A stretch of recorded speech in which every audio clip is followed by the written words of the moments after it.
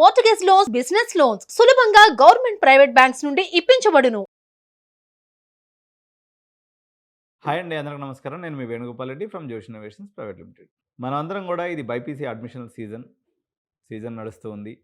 Parents అందరూ కూడా యాక్చువల్‌గా నాకే కొన్ని డౌట్స్ ఉన్నాయన్నమాట. ఈ డౌట్స్‌ని ఎక్స్‌ప్లెయిన్ చేస్తూ మీకు కొన్ని వివరాలు తెలుసుకోవాలనుకుంటున్నాను. జనరల్‌గా తెలుగు రాష్ట్రాల్లో నేను గత 20 ఏళ్లలో చూసిన పర్సెప్షన్‌కి ఇప్పటికీ బైపీసీ స్టూడెంట్స్ మైండ్ సెట్‌లో బాగా మార్పొచ్చింది. ఈ మార్పు ఎలాగా వచ్చిందంటే మంచికొచ్చినట్టయితే నాకు అనిపిస్తలేదు. దాదాపు 90,000 మంది ఈరోజు బైపీసీ పిల్లలు ఎంసెట్ రాస్తే కేవలం 16,600 మంది ఎంఈబీఎస్ కోసం మన స్లాట్ బుకింగ్ చేసుకున్నారు. కాంపిటెంట్ అథారిటీ కోసం కానీ బీసీ కేటగిరీ కలిపి కూడా. అంటే మిగిలిన 90,000 మంది విద్యార్థులు ఏమైపోయారన్న స్పష్టత లేదు. ఏ కోర్సు చదవాలన్న స్పష్టత లేదు. పేరెంట్స్‌కి గైడెన్స్ యొక్క సమయం ఆసన్నమైంది. అసలు ప్రియారిటీస్ ఏంటి? ఏం చదివితే హైరార్కీలో భాగంగా ఇప్పుడు 9,000 సీట్లు మన తెలంగాణలో ఉన్నాయి.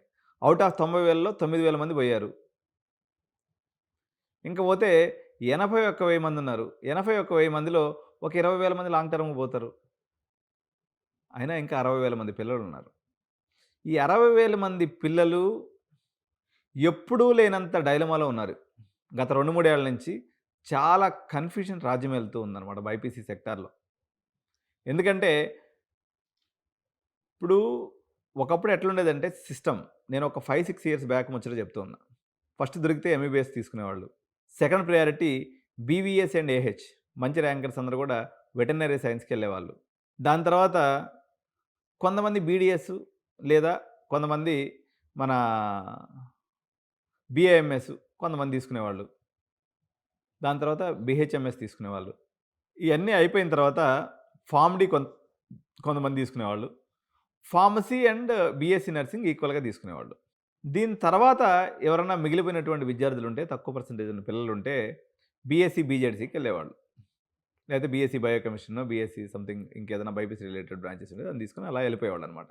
ఈ అల్లైడ్ సైన్సెస్ వచ్చిన తర్వాత కార్డియాలజీ అనుకోండి, ఎమర్జెన్సీ మెడిసిన్ అనుకోండి, లేకపోతే రకరకాల బీపీటీలు, లేకపోతే మన బీఎస్సీ ఎంఎల్టీలు పిల్లలు స్కాటర్ అయిపోయేసరికి అసలు వాళ్ళు ఏ డివిజన్‌కి వెళ్తున్నారో, ఎవరు ఎటు మోటివేట్ చేస్తున్నారో తెలియనటువంటి పరిస్థితి ఉంది.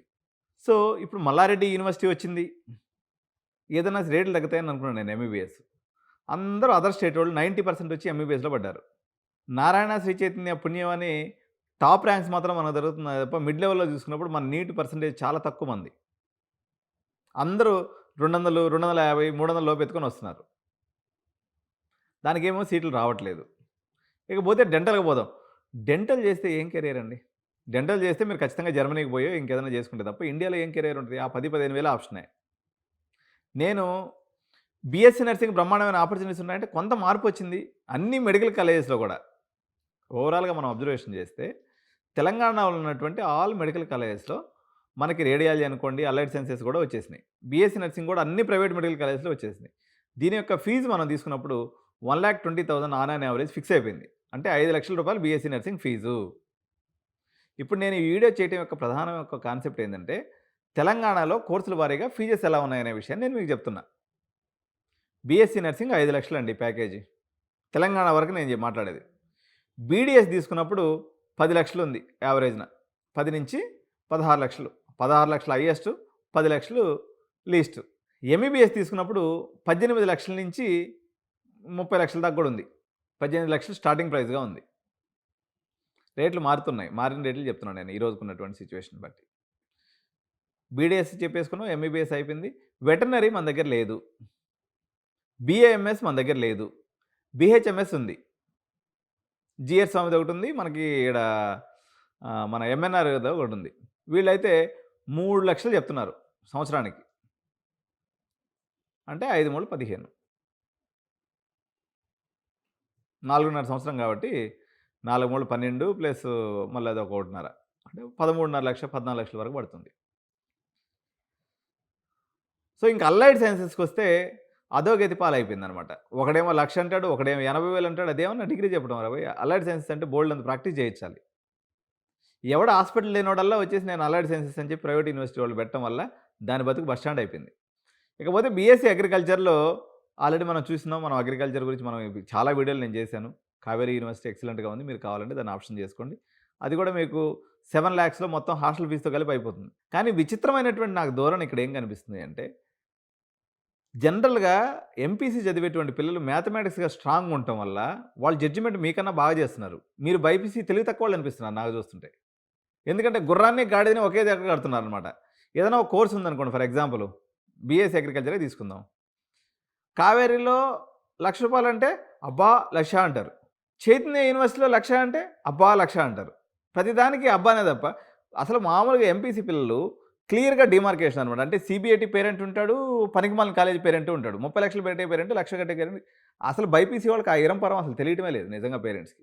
ఏది మంచి కాలేజ్, ఏది చెడ్డ కాలేజ్ తెలుసుకోకుండా ఏదో ఒకటిలే అనేటువంటి ధోరణి విచిత్రంగా అనిపిస్తుంది. ఎందుకంటే బైపీసీ పిల్లలందరూ టాపర్స్ ఉంటారు. బాగా డబ్బున్నోళ్ళు చదువుతారు ఎక్కువ ఈ కోర్స్‌ని. కానీ తెలంగాణలో ఉల్టా పల్టా అయినట్టుగా కనిపిస్తుంది సిస్టమ్.